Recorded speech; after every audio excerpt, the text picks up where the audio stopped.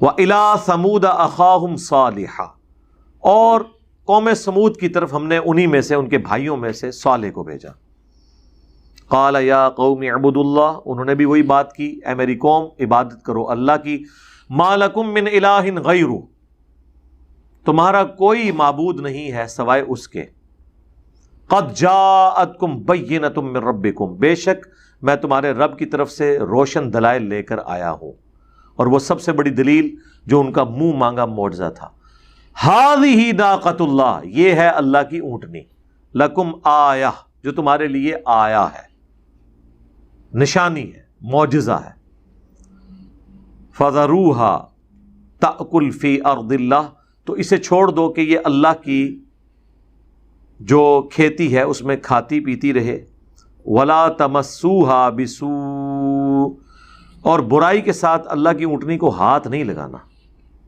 فَيَأْخُذَكُمْ عَذَابٌ عَلِيمٌ، اگر ایسا ہوا تو اللہ کا عذاب تم پر آ جائے گا. یہ بھی ان کے لیے آزمائش بن گئی. باقی جگہ قرآن میں آتا ہے کہ ایک دن اس اونٹنی کے لیے مقرر تھا، پانی پیتی تھی، سبزہ کھاتی تھی، ان کو خام خواہ یہ ٹینشن پڑ گئی کہ یہ سب کچھ ہی کھا جائے گی. بھئی اللہ تعالیٰ نے ذمہ داری لی ہوئی ہے. تو ان میں جو سب سے شکی انسان تھا اس نے اس اونٹنی کو قتل کر دیا، اور اس کی وجہ سے پھر اس قوم کے اوپر عذاب آ گیا. وَاذْكُرُوا إِذْ جَعَلَكُمْ خُلَفَاءَ مِن بَعْدِ عَاد، تو یاد کرو جب اللہ نے بنایا تمہیں جانشین قوم عاد کے بعد. وَبَوَّأَكُمْ فِي الْأَرْضِ، اور ٹھکانہ دیا تمہیں زمین میں. تَتَّخِذُونَ مِن سُهُولِهَا قُصُورًا، اور تم میدانی علاقوں میں عالی شان محل بناتے ہو. وَتَنْحِتُونَ الْجِبَالَ بُيُوتًا، اور پہاڑوں کو تراش تراش کر مکانات بناتے ہو. اچھا یہ آج بھی موجود ہے. وہ پچھلے دنوں ہمارے وہ نادر علی بھائی بھی گئے ہوئے تھے وہاں، انہوں نے وہاں سے ویلاگ بنایا ہے.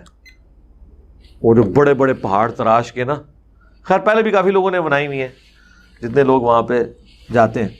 اندر کمرے چھوٹے ہی ہیں، وہ ایک روب کے طور پر وہ بڑے بڑے دروازے ہیں.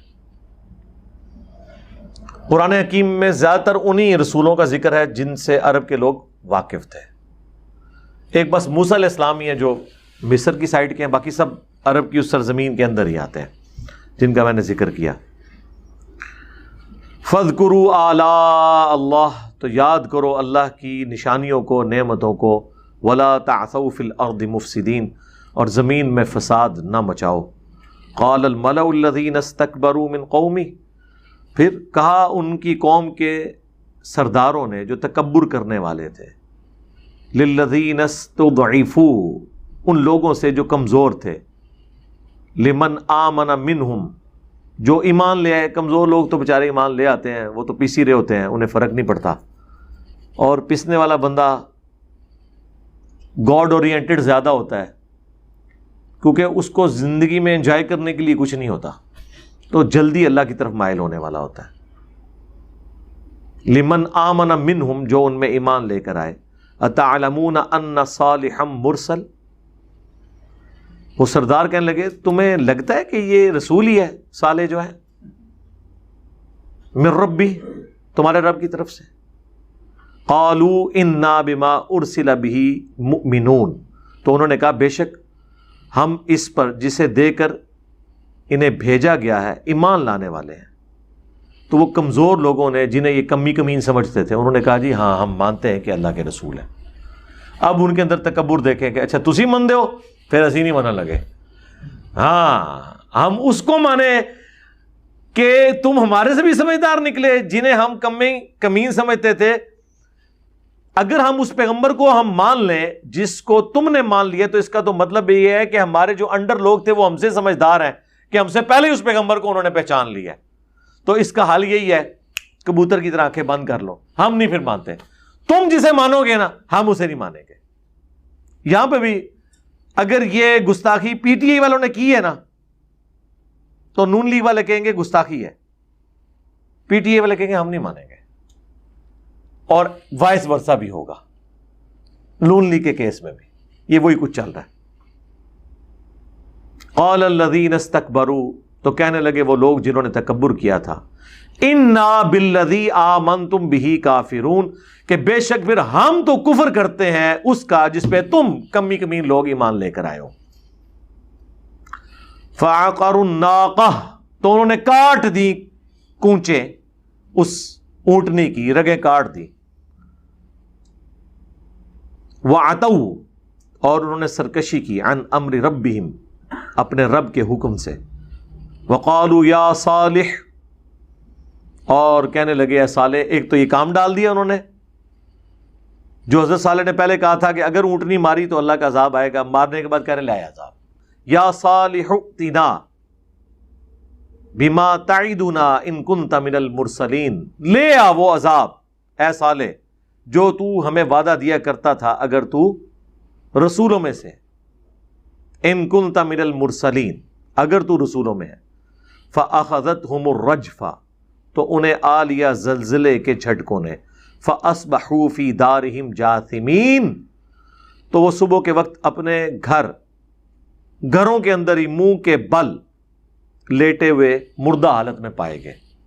فتولی عنہم، تو صالح علیہ السلام نے منہ پھیر کر ان کی طرف جب دیکھا، وقال یا قوم، تو بڑی حسرت کے ساتھ کہا اے میری قوم، لقد ابلغتکم رسالۃ، بے شک میں نے تمہارے تک اللہ کا پیغام پہنچا دیا تھا، رسالت ربی، جو میرے رب نے مجھے دیا تھا، ونصحت لکم، اور میں نے تمہاری خیر خواہی کی، نصیحت کی، ولکن لا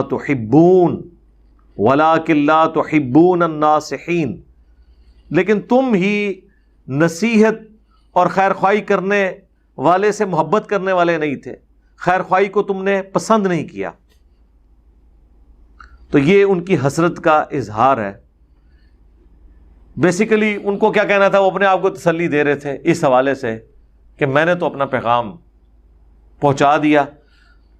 پیغمبر رقیق القلب ہوتے ہیں، جب امتوں پر عذاب آتا ہے نا، یہ چیز بھی ان کو تکلیف دیتی ہے، ان کی کبھی خواہش نہیں ہوتی ہے کہ ان کے مخالفین پہ بھی عذاب آئے، ان کی تو خواہش ہوتی ہے کہ وہ بھی اہل ایمان میں شامل ہو جائیں آخری وقت تک۔ لیکن جب وہ سرکشی پہ اتر آئے تو پھر ظاہر ہے اللہ کا کوڑا تو پڑتا ہے۔